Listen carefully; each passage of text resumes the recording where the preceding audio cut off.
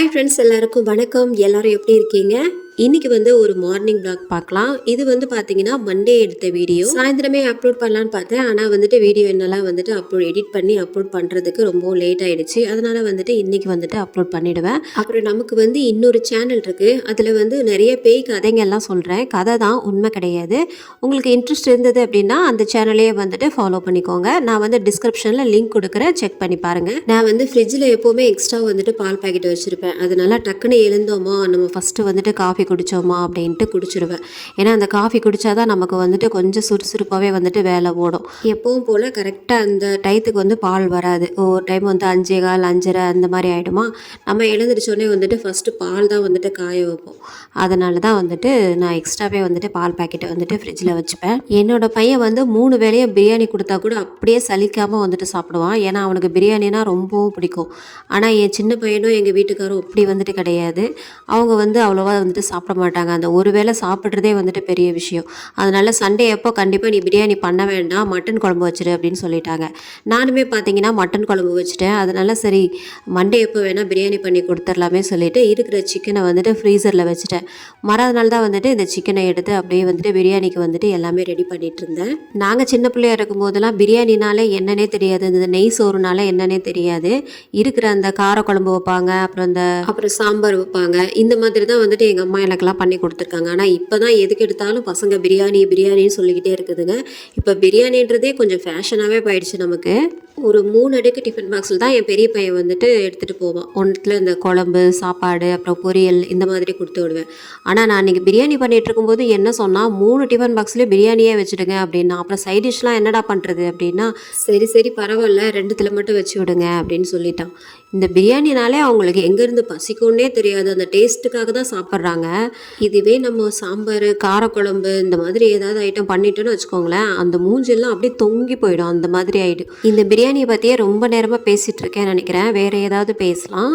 நாங்கள் இந்த சேனல் ஆரம்பித்ததே நல்லா ரீல்ஸ் பண்ணலாம், காமெடி பண்ணலாம் அப்படின்ற மாதிரி தான். சேலஞ்செலாம் பண்ணலாம், கப்புள்லாம் இந்த சேலஞ்ச் பண்ணுறாங்கல்ல, அந்த மாதிரிலாம் சேலஞ்ச் பண்ணலாம் அப்படின்னு சொல்லிட்டு தான் நான் இந்த சேனலே ஓப்பன் பண்ணேன்.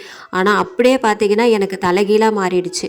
ஏன்னா என்னோடய ஹஸ்பண்டுக்கு டைமே இல்லை. சுத்தமாக வீடியோ எடுக்கவும் முடியாது. அவங்களும் கொஞ்சம் லேட்டாக தான் வருவாங்க. அது மட்டும் இல்லாமல் வீடியோ எடுக்கவே முடியாது. கொஞ்சம் ஒரே ஷாட்டில் நம்மளால் வீடியோ எடுக்க முடியாது. கொஞ்சம் நல்லா இருக்காது அப்படின்றதுனால 2 3 எடுத்துக்கிட்டே இருப்போம் இல்லையா.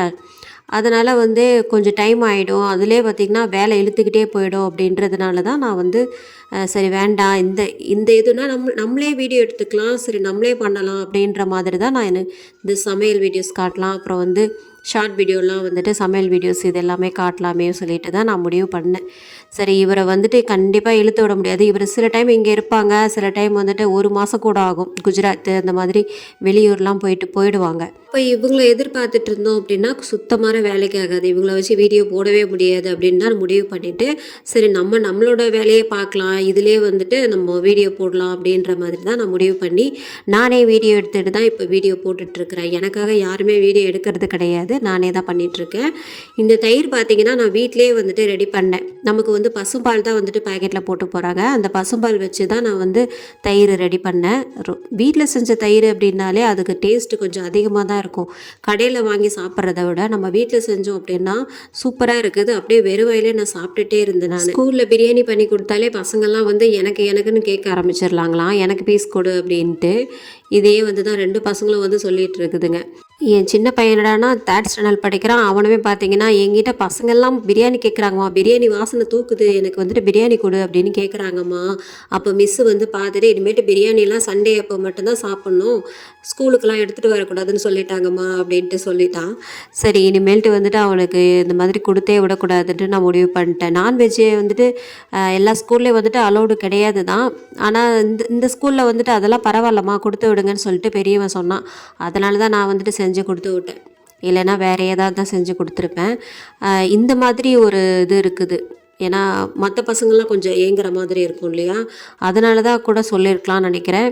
அதனால் இனிமேட்டு பிரியாணியே செய்யக்கூடாது அப்படின்னு முடிவு பண்ணி காலையில் கொஞ்சம் அவசரமாக செஞ்சதில் பிரியாணி எப்படி வருமோ என்னவோ நினச்சிட்டு இருந்தேன். பரவாயில்ல, நல்லா தான் வந்துருந்துச்சு. எப்போவுமே பார்த்தீங்கன்னா நான் தம் பிரியாணி தான் வந்துட்டு செய்வேன். அதுதான் வந்துட்டு எனக்கு அந்த டேஸ்ட்டு தான் வந்துட்டு பிடிக்கும். இந்த குக்கரில் செஞ்சால் வச்சுக்கோங்களேன், சுத்தமாக வந்துட்டு பிடிக்கவே பிடிக்காது. ஆனால் பரவாயில்ல, பிரியாணி ஓரளவுக்கு நல்லா தான் வந்தது. ஆனால் டேஸ்ட்டு சூப்பராக இருந்தது. அன்றைக்கி ஒரு நாள் ப்ரான் பிரியாணி பண்ணி சுத்தமாக நல்லாவே இல்லை. அது வந்து வெஜ் பிரியாணி மாதிரியே தான் இருந்தது. சுத்தமாக நல்லா இல்லை. ஒரு வேளை நம்ம சிக்கன் மட்டன் போட்டால் மட்டும்தான் அந்த டேஸ்ட் வரும் அப்படின்ட்டு நினைக்கிறேன். ஆனால் இந்த நான்வெஜ் பண்ணாலே நமக்கு வந்துட்டு கொஞ்சம் ஈஸியாக வேலை முடிகிற மாதிரி தான் இருக்கும். ரொம்ப அவசர அவசரமாக பண்ணாலும் சீக்கிரமாக வேலை முடிஞ்ச மாதிரியே இருந்துச்சு அன்றைக்கி. ஆனால் இந்த சாம்பார் காரக்குழம்புலாம் பண்ணால் அதுக்கு ஒரு காய் பண்ணணும்ல, காய்கறிலாம் அரியணுமேன்ட்டு கொஞ்சம் லேட்டாக தான் செய்யும். ஆனால் இது வந்து டக்குன்னு வேலை முடிஞ்சிருச்சு. நான்வெஜ்னாலே அப்படி தான் போல இருக்குது. நான் எப்போவுமே ஹஸ்பண்டோட டிஃபன் பாக்ஸ் மட்டும் தான் காட்டுவேன். பசங்களோட டிஃபன் பாக்ஸ் காட்டினதே கிடையாது இப்போ வரைக்கும். அவர் இல்லைன்னா வேணால் கொஞ்சம் சிம்பிளாக ஏதாவது பண்ணி கொடுத்தேன் அப்படின்னா பசங்களோடது மட்டும் காமிச்சிருப்பேன். அதுவும் கொஞ்சம் ரேராக தான் இருக்கும். ஒரு வழியாக அன்றைக்கி எல்லாரையும் அமுச்சு விட்டுட்டு நம்ம வந்துட்டு கொஞ்ச நேரம் ரெஸ்ட் எடுத்துகிட்டு அதுக்கப்புறமா வீடியோ எடுக்கலாமான்னு பார்த்தேன். அப்புறம் சத்தியமாக என்னால் முடியவே இல்லை. சரி, அதனால் வந்துட்டு அப்படியே விட்டுட்டேன். இந்த விளாகோட எண்டுக்கு வந்துட்டோம். இன்னொரு விளாகில் பார்க்கலாம். அது வரைக்கும் பாய்.